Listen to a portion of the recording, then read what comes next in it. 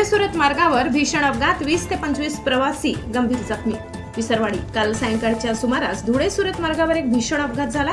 धुळ्याहून सुरतकडे निघालेली महाराष्ट्र राज्य परिवहन मंडळाची MH20 B1 4049 बस कोंडाईबारी घाटातील वळणावर चालकाचा ताबा सुटल्याने अपघातग्रस्त झाली।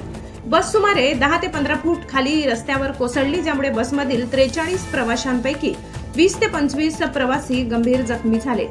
अपघाताच्या प्रत्यक्षदर्शी प्रवाशांनी दिलेल्या माहितीनुसार बस सायंकाळच्या वेळी भरधाव वेगात होती। कोंडाईबारी येथील मंदिर परिसरातील चौपदरीकरण झालेल्या रस्त्यावर वळण घेत असताना चालकाचा बसवरील ताबा सुटला आणि बस थेट संरक्षण कठडे तोडून खालील रस्त्यावर आदळली। या दुर्दैवी घटनेची माहिती मिळताच तातडीने बचाव कार्य सुरू करण्यात आले। गंभीर जखमी प्रवाशांना तातडीने 108 रुग्णवाहिकेच्या मदतीने दहिवेल येथील शासकीय रुग्णालयात दाखल करण्यात आले। तसेच किरकोळ जखमी झालेल्या काही प्रवाशांना विसरवाडी येथील ग्रामीण रुग्णालयात उपचारासाठी नेण्यात आले।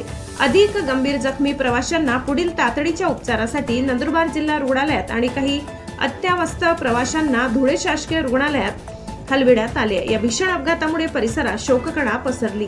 ऍक्सिडेंट कसा झाला?